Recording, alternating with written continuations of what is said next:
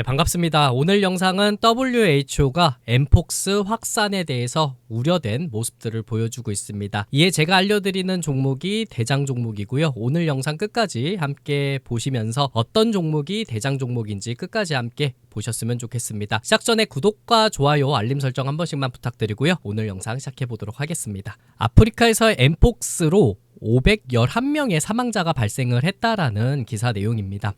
엠폭스가 아프리카를 중심으로 재확산에 들어간 모습들이 나타나고 있다라고 볼 수가 있겠고, 7일 현지 시간입니다. WHO 공식 홈페이지에 따르게 된다면은 올해 초부터 콩고 민주공화국에서 엠폭스가 발병해 1만 4천 건 이상의 감염 사례가 보고가 됐다라고 볼 수가 있겠고, 511명이 사망에 이르렀다라는 내용들이 있습니다. 중서부 아프리카의 토착병으로 불리게 되는 엠폭스는 이 지역에서 수십 년간 발병한 사례가 증가되고 있다라고 볼 수가 있겠죠. 지난달에는 처음으로 부룬디라는 나라랑 케냐, 그리고 르완다, 우간다 등 4개국에서 약 50건의 확진이라든 의심 사례가 보고가 됐다라고 볼 수가 있겠죠. 여기에 WHO가 보건 비상사태를 해야 될지에 대한 고민을 하고 있다라고 보시면 되겠습니다. 지난 5월 해제했던 국제적 공중보건 비상사태에 대해서 다시 선언을 해야 되는지에 대한 검토를 해야겠다라는 이런 내용들을 전달을 했습니다. WHO 사무총장은 국제보건규약긴급위원회를 소집을 했고, 그리고 엠폭스에 대한 조언들을 얻겠다라고 밝힌 내용들이 있습니다. 국제보건규약긴급위원회 같은 경우 특정 질병에 대한 PHEIC 선언, 그러니까 비상사태에 대한 선언을 해야 하는지에 대한 자문을 얻는 기구라고 보시면 될 것 같고요. 여기에 지금 어떤 상황인지에 대한 자문, 이런 거를 얻고 나중에 판단을 좀 하겠다라는 내용이라고 보시면 되겠습니다. 여기에 지금 재유행 중이라고 볼 수 있겠죠. 엠폭스 같은 경우에서는 이번에 재유행한 엠폭스는 2022년부터 지난해까지 전 세계에 창궐했던 바이러스의 하위 계통으로 볼 수 있겠다라는 내용들이 있고요. 지난 바이러스보다도 더 치명적일 수 있다라고 WHO는 설명을 하고 있다라고 보시면 되겠습니다. 과거에 대한 내용을 보게 된다면 동성이라든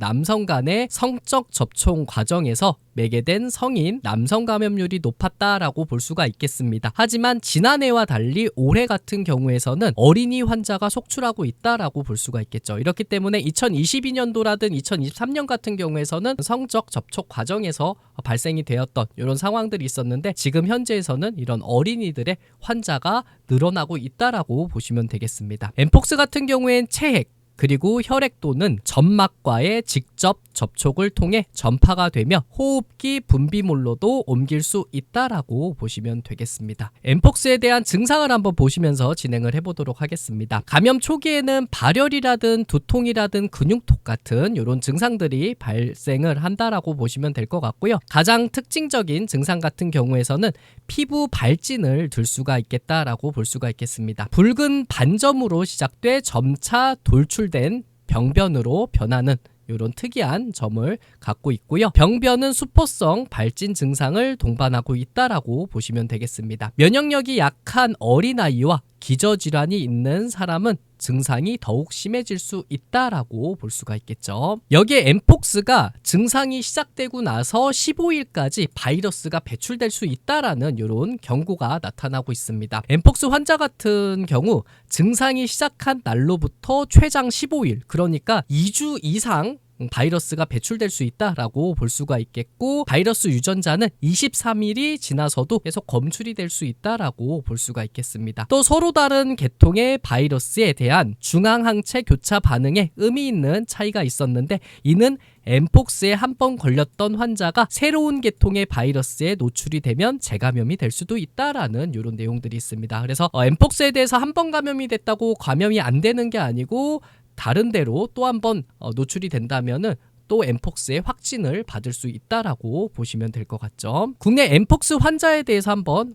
알려드리도록 하겠습니다. 지난 2022년 6월에 해외에서 감염돼 입국했었던 첫 환자가 보고됐었던 내용들이 있었습니다. 그래서 2022년도 여름에 이 엠폭스 환자, 그러니까 과거에 원숭이 두창이라고 했었던 엠폭스에 대한 환자가 급증했었던 이런 영향들이 있었습니다. 그리고 2023년 같은 경우에 151명 정도 지역사회의 감염에 의한 유행이 발생한 후 점차적으로 소강 상태, 그러니까 내리막 떨어지고 있는 모습들을 보였었는데 올해 같은 경우 4명의 확진자가 재발생이 됐다라고 볼 수가 있겠습니다. 과거에서도 아프리카 지역에서 입국했었던 이런 환자가 한번 보고가 됐었던 영향들이 있었고 이후로부터 점차적으로 증가세가 보였었던 내용들이 있었습니다. 이렇기 때문에 지금 현재 해외 여행을 떠나는 분들이 굉장히 많이 나타나고 있는 상황이고요. 이런 상황에서 우리나라로 들어올 때 이렇게 감염이 되는 이런 경우도 있다 보니까 여러분들 꼭 조심을 해야 되지 않을까 이렇게 생각을 하고 있습니다. 여기에 관련주가 몇 종목군들이 있습니다. 제가 지금 알려드리는 종목은 과거에 이런 엠폭스에 대한 이슈가 있을 때 좀 급등을 했었던 종목이고요. 제가 알려드리는 종목은 마지막에 나오니까 여러분들 꼭 알고 가셨으면 좋겠습니다. 진매트릭스라는 종목이 요 근래에 굉장히 급등했었던 종목입니다. 요 앞전에 상한가를 갔었던 이력도 있었고 오늘에서도 급등세가 나오면서 상한가에 한번 들어갔었던 이력이 있었습니다. 엘리텍 그룹하고의 이런 시너지에 대한 기대감이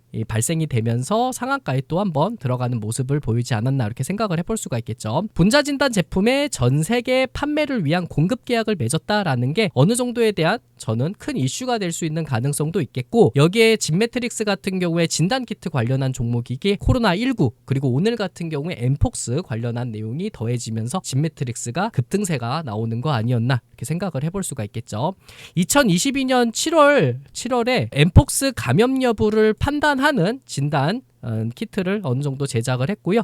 여기에 엠폭스 및 그리고 대상포진을 동시에 감별할 수 있는 이런 진단 키트를 개발을 했습니다. 여기에 대한 기대감으로 진매트릭스 같은 경우에 코로나19 진단키트 쪽으로도 엮일 수도 있고 그리고 여기에 원숭이 두창 엠폭스 관련주로 엮여서 반응할 수도 있는 종목이라고 보시면 되겠죠. 그리고 미코바이오메드, 과거에 저는 미코바이오메드라는 종목이 급등세가 진짜 자주 나왔던 것 같아요. 엠폭스 확진자가 늘어났다라는 수치가 나타나게 된다면 미코바이오메드라는 이런 종목이 급등세가 자주 나왔었던 종목이라고 볼 수 있겠습니다. 랩칩에 대한 기술을 바탕으로 현장 진단에 최적화된 토탈 솔루션을 제공하는 체외 전문 기업이라고 보시면 될 것 같고요. 질병관리청과 함께 원숭이 두창 진단기술 특허를 공동 보유하고 있기 때문에 여기에 대한 가능성으로서 엠폭스에 대한 이런 얘기가 있으면은 미코바이오메드가 급등세가 좀 나타나는 모습들을 보여준다라고 보시면 되겠죠. 그리고 나서 이제 녹십자 MS라는 종목이 오늘 상한가를 기록을 한 내용이 있었습니다. 녹십자 MS 같은 경우에는 PCR이라고 하죠. 코로나19에 대해서 PCR 방식으로 진단을 하는 이런 내용들의 기술력을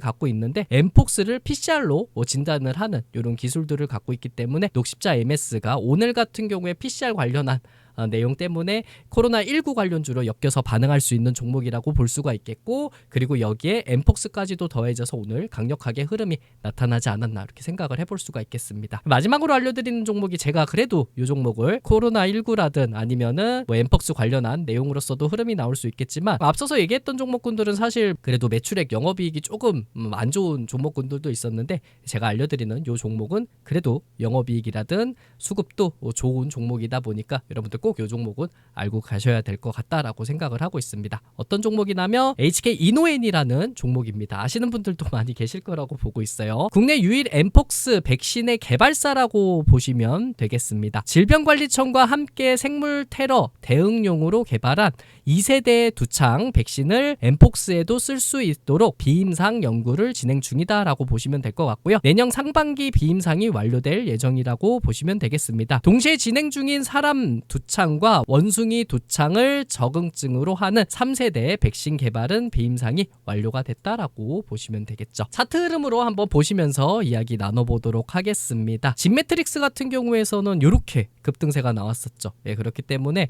이 종목을 가지고 여러분들이 매매하기엔 좀 어려울 거라고 볼 수 있겠고 그리고 외국인들이 지금 매도하거든요. 이렇기 때문에 여러분들이 이런 상황에서 들어가진 않으셔야 될 것 같습니다. 절대적으로 저는 뭐 이런 상황에서 들어가는 것보다 어느 정도 눌림 이후에 이후에 추후에 대응을 한번 보시는 게 좋지 않을까라는 생각을 해볼 수가 있겠고, 미코바이오메드도 오늘 오름세를 보이기는 했었죠. 그래도 뭐 진매트릭스보다는 뭐 괜찮은 상황도 있을 거라고 보고 있는데 일단은 뭐 1,900원 라인에서 잘 버티고 있는 모습 나타나고 있습니다. 미코바이오메드도 일단 급등을 해주면서 외국인들이 매도하는 움직임이 좀 나타나고 있어가지고 추후에 횡보라든 좀 눌림 이후에 또 한 번의 반응이 있을지 한번 체크는 해봐야 될 것 같습니다. 녹십자 MS입니다. 오늘 급등세가 나타나면서 뭐 내일 같은 경우에서도 갭상승 이후 눌릴 가능성 이런 거를 체크해봐야 되지 않을까 이렇게 보고 있으니까요. 지금 진매트릭스라든 미코바이오메드, 녹십자 MS 이런 종목군들은 너무 많이 올랐으니까 이런 종목군들보다는 HK 이노행 같은 종목군들을 좀 보시는 게 좋지 않을까. 그래서 3거래일 연속 이렇게 급등세가 좀 나왔었던 상황이었었고, 여기 보시면은